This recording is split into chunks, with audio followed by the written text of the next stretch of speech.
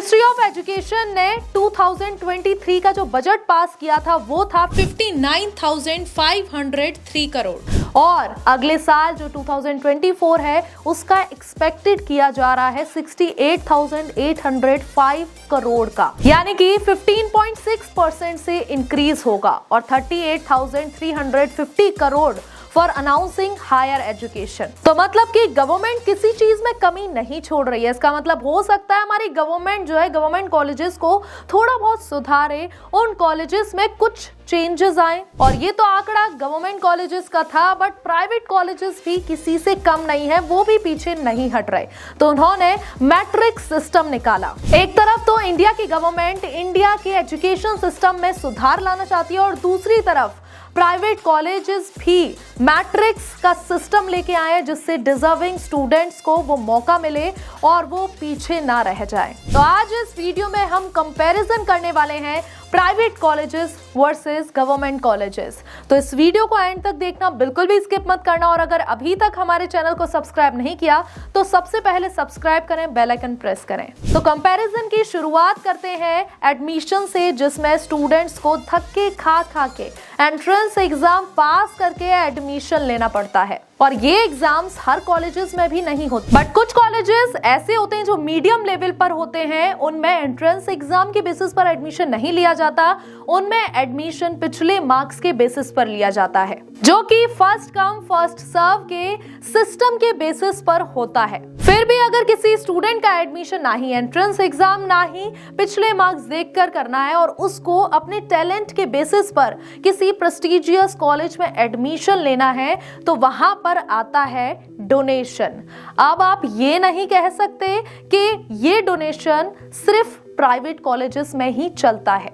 जो admission entrance exam के basis पर देते हैं, जैसे कि आईआईटी, बीएचयू या डीयू दिल्ली यूनिवर्सिटी, ऐसे बड़े बड़े कॉलेजेस में जो एडमिशन एंट्रेंस एग्जाम के थ्रू होते हैं और वहां पर लाखों स्टूडेंट जो है अप्लाई करते हैं, एग्जाम देते हैं, बट इतने बड़े एग्जाम में हर कोई पास तो नहीं हो सकता और हर कोई इतने अच्छे कॉलेजेस में एडमिशन तो नहीं ले सकता। तो उस जगह पर काम आता है डोनेशन। बट मैं ये नहीं कहूंगी कि डोनेशन नहीं चलता, डोनेशन भी चलता है, बट हर कॉलेज में नहीं चलता।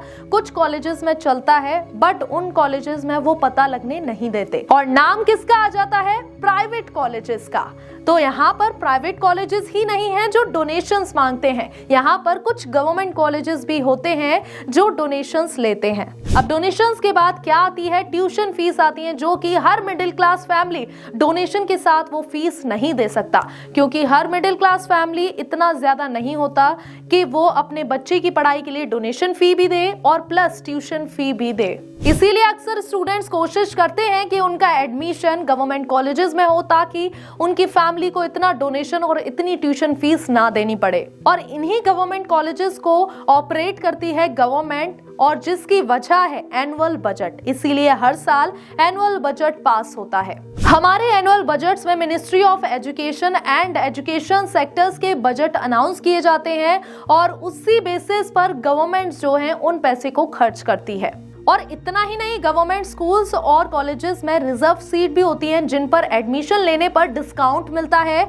चाहे वो मेल हो, फीमेल हो, डिसेबल हो या फिर कोई भी पर्सन हो। अगर हम central government funded higher education institutions की बात करें तो वहां पर रिजर्व सीट्स का आंकड़ा 22.5% रहता है और वो reserve seats SC, ST tribes के लिए होती है। और गवर्नमेंट ने प्राइवेट कॉलेजेस को 10% सीट रिजर्वेशन के लिए रखने का सुझाव दिया है और उन मैनेजमेंट अथॉरिटी के ऊपर है कि उन्हें रिजर्वेशन सीट रखनी है या फिर नहीं रखनी। और एक और चीज मैं आपको बताती हूँ कि इन इंस्टीट्यूट्स को गवर्नमेंट नहीं चलाती, इन इंस्टीट्यूट्स को ट्रस्ट या फिर ऑर्गेनाइजेशन चलाती है, और जो कि बेटर क्लास फैसिलिटीज और टॉप क्लास फैसिलिटीज प्रोवाइड करने में फोकस करती है। लेकिन प्राइवेट कॉलेजेस की फीस सिर्फ इसीलिए ज्यादा नहीं होती क्योंकि उनका जो मैनेजमेंट होता है वो काफी ज्यादा डिफरेंट होता है, बट इसीलिए भी होती है क्योंकि उनका इंफ्रास्ट्रक्चर काफी ज्यादा अच्छा होता है। यहीं आप इन फोटोज को देख सकते हो, ये गवर्नमेंट कॉलेजेस के आपको फोटोज नजर आ रहे होंगे जिनकी बिल्डिंग्स काफी टूटी फूटी और यहीं उनका एनवायरनमेंट काफी ज्यादा सही नहीं होता। और यहीं अगर आप प्राइवेट कॉलेजेस की फोटोज पर नजर डालोगे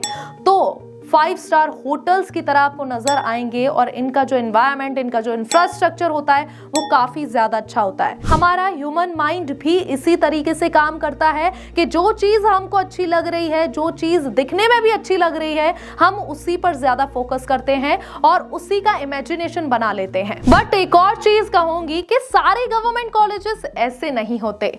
गवर्नमेंट कॉलेजेस भी काफी ज्यादा अच्छे होते हैं जो कि बराबर प्राइवेट कॉलेजेस को टक्कर देते हैं। अब आप इन गवर्नमेंट कॉलेजेस पर थोड़ी नजर डालो, IIT Bombay, SSRC of DU या फिर यूनिवर्सिटी ऑफ कलकत्ता, इनका जो इंफ्रास्ट्रक्चर है वो प्राइवेट कॉलेजेस से काफी ज्यादा बेहतर है और बराबरी टक्कर दे रहा है। बट फैकल्टी और एजुकेशन भी काफी ज्यादा इंपॉर्टेंट होती है और इसमें अगर हम बात करें गवर्नमेंट कॉलेजेस की तो वहां के हर प्रोफेसर के पास NET, SET, PhD इनमें से डिग्री होती है और इसीलिए गवर्नमेंट कॉलेजेस के जो प्रोफेसर्स होते हैं वो काफी ओल्ड एज नजर आते हैं, क्योंकि रीजन यही होता है उनकी जो ग्रेजुएशंस होते हैं वो काफी हाई लेवल की होती है। अब रही बात प्राइवेट कॉलेजेस की, तो वहां पर भी क्वालिफिकेशन को इंपॉर्टेंस दी जाती है, बट वहां पर स्किल्स देख के ही प्रोफेसर को सिलेक्ट किया जाता है। इसीलिए आपने प्राइवेट कॉलेजेस में देखे होंगे काफी यंग एज के आपको प्रोफेसर नजर आएंगे। और अगर किसी प्राइवेट कॉलेज को, जो बड़े बड़े ब्रांड्स के कॉलेज होते हैं, जो कि काफी नामी कॉलेज होते हैं, अगर उनको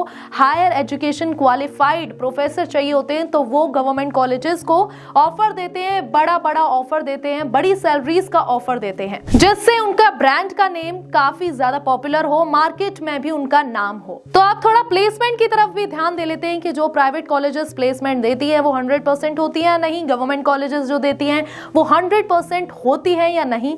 यहाँ पर सबसे पहले गवर्नमेंट कॉलेजेस की अगर बात की जाए तो यहाँ अगर सबसे पहले प्राइवेट कॉलेजेस की बात की जाए तो प्राइवेट कॉलेजेस आपको 100% की अश्योरिटी नहीं देती कि वो आपका प्लेसमेंट एक अच्छी कंपनी में कराएंगे। वो खुद कंपनीज को बुलाती है और हायरिंग के लिए कहती है कि आप हमारे स्टूडेंट्स को हायर करो, पैसा देके बाहर की कंपनीज को बुलाती है और हायर करती हैं। वो कंपनीज हायर कर तो लेती हैं उन स्टूडेंट्स को, बट उन पर प्रेशर डालते हैं, उनको ज्यादा ओवर टाइम काम करने के लिए देते हैं और इससे क्या होता है, इससे वो स्टूडेंट परेशान होकर इस जॉब को छोड़ ही देता है। तो यहाँ पर जो प्राइवेट कॉलेजेस होते हैं वो 100% की अश्योरिटी नहीं देते और यही गवर्नमेंट कॉलेजेस की प्लेसमेंट टिकाऊ और काफी जेन्युइन होती है और वो 100% प्लेसमेंट की अश्योरिटी भी लेती हैं। और यहाँ पर जो कंपनीज हायरिंग के लिए आती हैं वो लॉन्ग टर्म रन के लिए ऐसे स्टूडेंट्स को लेते हैं जो कि काफी ज्यादा टिकाऊ हो और उन स्टूडेंट्स की हायरिंग जरूर होती है जिनके पास गवर्नमेंट की डिग्री होती है, यानी कि सोने पर सुहागा,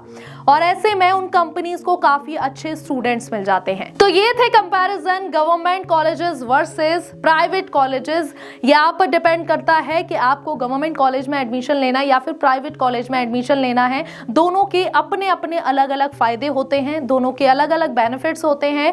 काफी सारी चीजें आज मैंने आपको क्लियर कर दी। तो अगर आपको कुछ भी क्वेरी या कंफ्यूजन बाकी है तो हमें कमेंट बॉक्स में जरूर बताइएगा। ऐसे ही और इंटरेस्टिंग वीडियोस के लिए हमारे चैनल को फॉलो करें, सब्सक्राइब करें और अपने दोस्तों को ये वीडियो जरूर शेयर करें।